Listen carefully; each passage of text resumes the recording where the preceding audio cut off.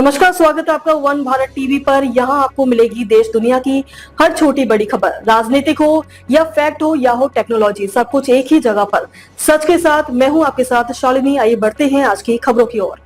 आज की सुबह बलरामपुर जिले में तड़के ईडी ने एक व्यापक अभियान चलाया, जिसमें आरोपी जलालुद्दीन उर्फ छांगुर और उसके सहयोगियों के 14 ठिकानों पर छापेमारी की गई। इस रेड के दौरान 20 टीमों को तैनात किया गया, जो बलरामपुर के मधुपुर और उतरौला नगर के अलावा मुंबई तक पहुंची। सरकार की महत्वपूर्ण जानकारी के अनुसार गिरोह का ठिकाना मुख्यतः उतरौला क्षेत्र में था, जहां 12 स्थानों पर ईडी ने मिलकर दबिश दी। इसके अलावा मुंबई में गिरोह के सहकर्मी शहजाद शेख के 2 ठिकानों पर भी कार्रवाई की गई, जहां उसके खातों में 1 करोड़ रुपए जमा होने की सूचना थी। इसके बाद उन्हें कई अन्य खातों में ट्रांसफर करने की भी जानकारी मिली। गुरुवार सुबह लगभग 6 बजे ही ईडी की टीमें उतरौला में पहुंची और छापेमारी शुरू की। मधुपुर, रेहरा माफी और उतरौला नगर में स्थित संदेहास्पद ठिकानों पर अधिकारी दस्तावेज, मोबाइल, कंप्यूटर और अन्य संभावित साक्ष्यों की तलाशी में जुटे रहे। कार्यवाही स्थल पर माहौल तनावपूर्ण रहा, क्योंकि छांगुर समर्थकों ने विरोध भी किया। छांगुर की करीबी नीतू उर्फ नसरीन के मामलों की जांच के तहत पूर्व प्रधान जुम्मन खान के आवास पर भी ईडी टीम सुबह सुबह पहुंची। जानकारी के अनुसार नीतू ने जमीन खरीदी थी, जिसके संबंध में लगातार पूछताछ चल रही है। टीम 3 घंटे से उनसे पूछताछ कर रही है। साथ ही जमीन बेचने वाले अन्य 2 व्यक्तियों के यहाँ भी जांच की जा रही है। मनकापुर रोड पर स्थित बाबा ताजुद्दीन एवं आसिफिया हसनी हुसैनी कलेक्शन नामक शोरूमों में भी नोटिस चस्पा किए गए हैं।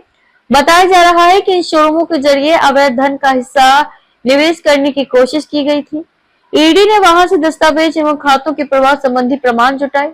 ईडी की जानकारी के मुताबिक छांगुर के कुछ सहयोगी, जिन पर पहले ही संगीन मामलों में मुकदमा दर्ज है, उन्होंने कथित रूप से मनतांत्रण पीड़ितों को धमकाया और उन्हें सरकार की आलोचना न करने के निर्देश दिए। मीडिया को धमकियां देने की भी बात कही जा रही है, जिसमें सरकार बदली तो जान से मार देंगे जैसी धमकी भरे संदेश शामिल रहे। माना जा रहा है कि जेल से बाहर आने के बाद छांगुर द्वारा अपने गिरोह का विस्तार किया गया और अब उसके प्रभाव क्षेत्र में बलरामपुर, उतरौला के आसपास नाराज पड़े समुदायों को डराकर चुप कराया जा रहा था। ईडी का ये कहना है कि अब तक कुल 14 स्थानों पर छापेमारी की गई है और जांच और गहरी चलाने की योजना है। मुंबई स्थित आरोपित शहजाद शेख पर 1 करोड़ रुपए की ट्रांजैक्शन का खुलासा हुआ है, जिसे कथित तौर पर छांगुर के लिए एक माध्यम बनाया गया। ईडी ने उनके बैंक अकाउंट पर तलाशी ली और रिकॉर्ड जब्त किए।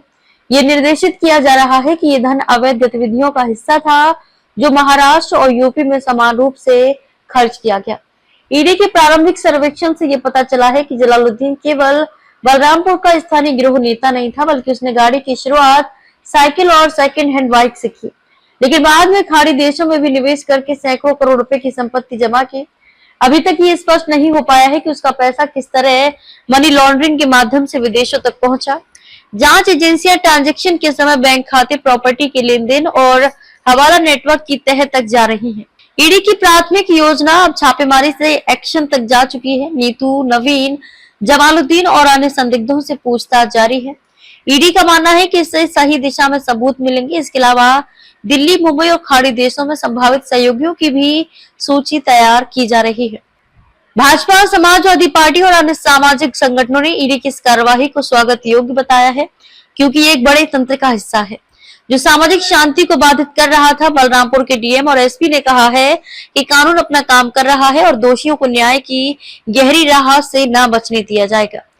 ईडी की ये छापेमारी एक संगठित गिरोह के खिलाफ की गई निर्णायक कार्रवाई दिखाई दे रही है, जो यूपी से मुंबई तक फैला हुआ था। छांगुर और उसके साथियों की संपत्तियां, बैंक ट्रांजैक्शन और आतंकी तंत्र का नेटवर्क कमजोर पड़ने लगा है। आगे की सुनवाई और कार्रवाइयां समय सारणी के अनुसार चलेंगी।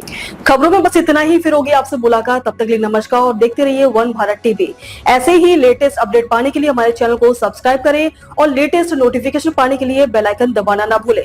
यदि आप फेसबुक, इंस्टाग्राम, ट्विटर, यूट्यूब के माध्यम से हमें देख रहे हैं तो हमारे पेज को फॉलो जरूर करें। धन्यवाद।